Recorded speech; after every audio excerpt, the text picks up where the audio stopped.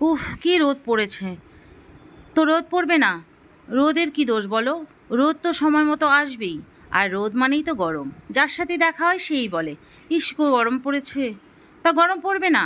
গরমের কি দোষ বলো? তোমরা বড় বড় গাছগুলোকে কেটে বিল্ডিং তৈরি করবে, আর যেখানেই গাছ দেখবে সেগুলোকেই কেটে ফেলবে। তাহলে তো গরম পড়বেই। গাছ হচ্ছে পরিবেশ ঠান্ডা রাখে। যত গাছপালা থাকবে ততই পরিবেশটা ঠান্ডা রাখবে। আগের দিনে মানুষের কথা চিন্তা করে দেখো তো, তারা কি করে ঠান্ডা রাখতো? তাদের তো আর ঘরে ঘরে এসি ছিল না, আর ঘরে ঘরে ফ্রিজও ছিল না। আর এই গরমে দেখতে পাচ্ছি কতজনে যে গ্যাস বাঁচিয়ে দিচ্ছে। রোদের তাপে নাকি ডিম ভেজে খেয়ে নিচ্ছে, রোদের তাপে মাছ ভেজে খেয়ে নিচ্ছে। তো চলো, আজকে আমি তোমাদের সঙ্গে একটা পদ্ধতি শেয়ার করি, যেভাবে আগের দিনের মানুষেরা শরীর ঠান্ডা রাখতো। তো চলো, আগের দিন রাতে জল দিয়ে রেখেছিলাম ভাতে, সেটা পান্তা ভাত হয়ে গেছে। এক মুঠো পান্তা ভাত এক বাটি জলে ছেড়ে দিলাম। এবার এখানে দিয়ে দিলাম কুচনো পেঁয়াজ কুচি, আর দিয়ে দিলাম দুটো লঙ্কা, আর যে লেবুটা তুলে নিয়ে এসেছিলাম গাছ থেকে সেটা স্লাইস করে 2 স্লাইস দিয়ে দিলাম। তারপর পরিমাণ মতো নুন দিয়ে দিলাম, আর দিয়ে দিলাম গাছ থেকে তুলে আনা লেবু পাতা। এবার এগুলোকে একটু চটকে নেব। আমার মনে হলো ঝালটা একটু বেশি হয়ে যাবে, তাই একটা লঙ্কা তুলে রেখে দিলাম। এবার এগুলো সবগুলোকে একসাথে চটকে নেওয়ার পালা।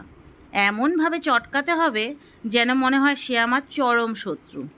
তো চলো, লেবুগুলোকে একদম চটকে চটকে রসগুলো সব বের করে নেব, আর লেবুর পাতাগুলো থেকেও আমি কিন্তু গন্ধটাকে বের করে নেব।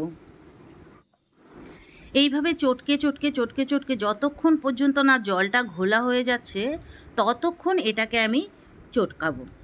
এবার দেখো, এভাবে চটকে চটকে কিন্তু জলটা মোটামুটি ঘোলা হয়ে আসছে। তো জলটা যতক্ষণ ঘোলা না হবে ততক্ষণ আমাকে চটকাচটকি করতেই হবে। এইভাবে চটকে চটকে দেখো জলটা কিন্তু ঘোলা হয়ে যাচ্ছে।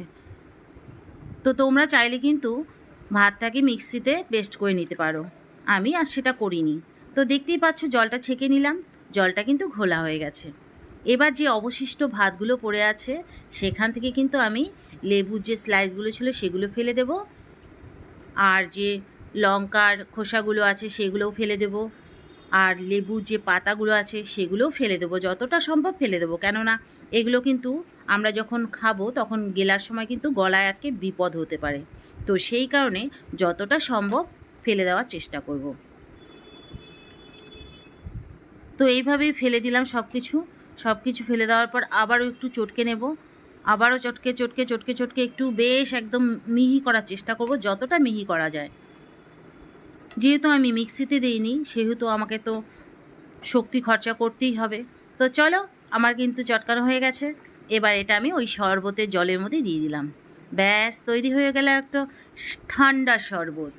এবার এখানে যে পাতাগুলো আছে সেগুলো আস্তে আস্তে তুলে ফেলে দেব। আর যদি ছোট ছোট কিছু থেকে থাকে সেগুলো আমাদের জলটার সঙ্গে ভেতরে ঢুকে যাবে, সেটা কোনো বিপজ্জনক নয়। তারপর এর মধ্যে আর একটু পেঁয়াজ কুচি দিয়ে দিলাম, আর দিয়ে দিলাম একটা স্লাইস করে কেটে রাখা লেবু। না না, এই লেবুটা যে দিতেই হবে তার কোনো মানে নেই।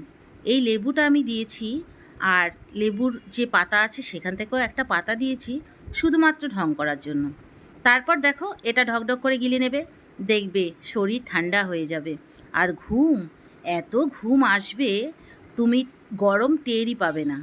তো চলো, আমি এটা ঢকঢক করে গিলতে থাকি, আর তোমরা একবার এই গরমে এই শরবতটা বানিয়ে খেয়ে নেবে, দেখবে শরীর মন সব ঠান্ডা হয়ে যাবে।